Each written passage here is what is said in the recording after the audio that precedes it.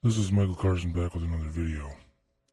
Before I read the article from the Conservative and Reformer Post that was dated on July 4th, 2025, America's Independence Day, and is by Claire Bolvant, I'm going to go over the poster that's at the bottom first.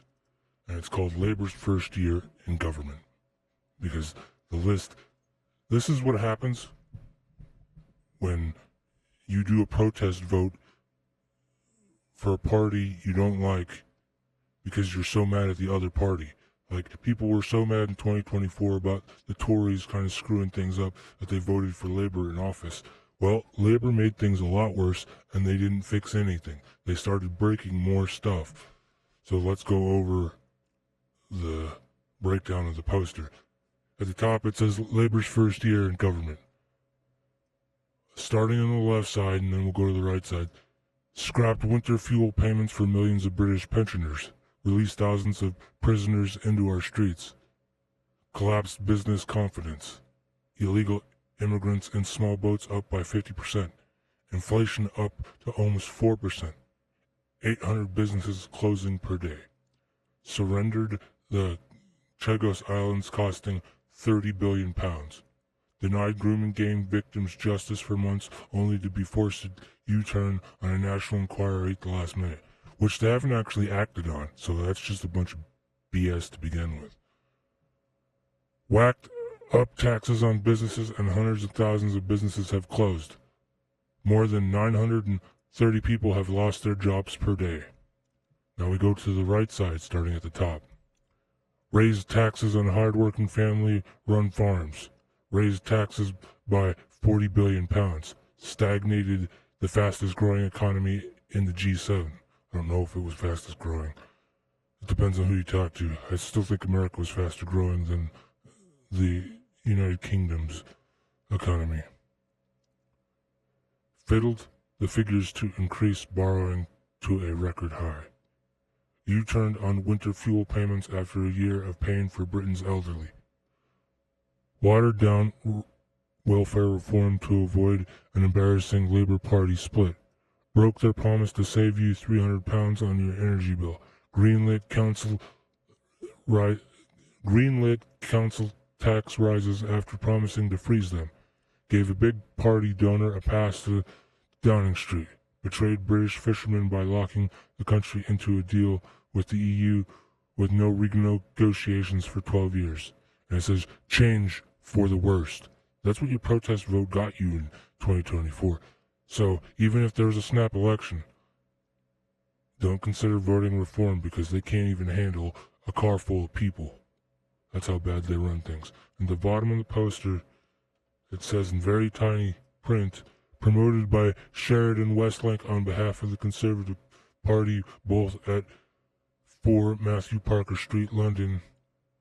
It's SW1H9HQ. You can't really read that, but I'm reading it there. Now I want to get to the article by Claire Bolvant. Again, titled, Send in the Clowns. Oh wait, they're already governing. 1 year of the big top disaster. And there's a picture of, it's an AI-generated picture of Stama and the lion, so it's kind of funny. I actually like it. That's my biggest reason for doing it. Step right up, ladies and gentlemen, to Clowning Street, the greatest farce on earth.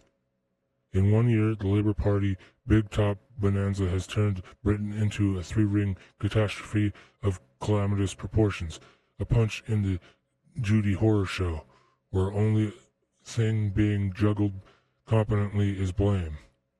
Notice he hasn't fired anybody at the time of this writing. It'll be posted after July 10th, or, yeah, so he's held on to power without firing anybody. Think about that. That's pretty scary. They promised change, and by thunder, they delivered it. Just not the kind anyone with a working brain stem actually asked for. Let's begin with the grand betrayal of our elderly. Not content with boiling pensioners' slowly via unaffordable energy bills, the labor circus decided to axe winter fuel payments only to execute a shambolic last-minute U-turn that would make a clown car skid in shame. Bravo. The elderly must now choose between heating and eating, but never fear. At least they'll be warm from the flames of the economy labor has set alight. I'm laughing at myself there for my failure to read, just in case anybody wonders. Next, we visit the amazing escaping convicts. Yes, folks, thousands of pensioners quietly released into our streets, a disappearing act worthy of Houdini. Minus the magic, plus the machetes. Law and order? No, it's all improv now. Meanwhile, under the big top, the business tent collapsed entirely. Confidence flattened. 800 businesses per day shuttered, the kind of economic hemorrhage you might see in Venezuela. Inflation up, taxes up, borrowing up, optimism buried under a pile of damp Guardian editorials and broken manifesto promises. That's actually kind of funny. Oh, and don't miss the immigration influx illusion. Small boat crossings up by 50%. Border? What border? The ringmaster simply waves his baton and poof. We all pretend it's under control, and every dinghy is welcomed with open arms and a benefits claim form. Yay. I mean, you gotta read it like you're doing a circus, but I'm not really doing a very good job of it. Now, here's a real stunt for the paying audience. The Vanishing Justice Act. Grooming party. Victims were left in limbo, while labor twiddled their virtual signaling thumbs. A National Enquirer only came when they were politely cornered like a clown with its trousers on fire. Too little, too late, but never too late to grandstand. And for the hard-working heart of Britain, the farmers, the family-run farms, the high street shops, labor, surprise trick, tax them all. Nearly $40 billion of extra tax burden because apparently it's greedy to make jam, but noble to waste it on ideological white elephants.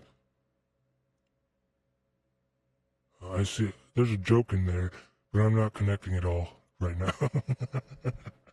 now. Then, with the classic prejudiciation, they fiddled the fiscal figures to inflate borrowing to an all-time high, all while declaring they were balancing the books. It's a sort of economic spin that would make even the London Eye dizzy. And what we have gained for all this? Chagos Islands surrendered, price tag $30 billion. Fishermen betrayed, locked into a 12-year deal with the EU that makes Brexit look more like Brino. Brexit in name only. Cute. Council taxes up despite promises to freeze them. A convicted speech criminal here. A donor passed to Downing Street there. The political sleaze is back with a big red nose and the massive shoes. Referring to two-tier here. This isn't governance, this is a clown coup. The pantomime with a trillion-pound budget and the cast of ideological gestures dancing in the grave of Britain's common sense. I'd say one of them's Farage, but who do I know? And worst of all, this is only year one. We can really endure another 4 years of rickety, rattling, circus caravan crashing through our economy, our borders, our freedoms.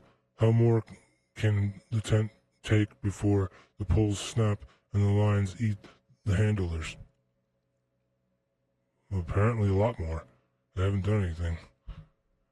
We used to be the world's ringmaster, now we're the punchline in Brussels. The next act, probably more of the same, just with higher taxes, more U-turns, and a louder kazoo section in the cabinet. Ladies and gentlemen, the clowns are in charge. God help us all. Claire Bolvant. That's a pretty good article. Well, if you have any comments, please put them down below. Please share the video, and I appreciate you watching, and have yourself a wonderful day. Have any questions, comments, anything you want to add, or to tell me I left something out? Please put them down below. I welcome any sort of commentary. Again, thank you for watching. If you like this video, tell me by leaving a thumbs up or a thumbs down. I don't do Twitter, X, or meta properties like Facebook, Instagram, WhatsApp, all those things that they have, and any that they might have added in the future, like threads. I will see you in the next video.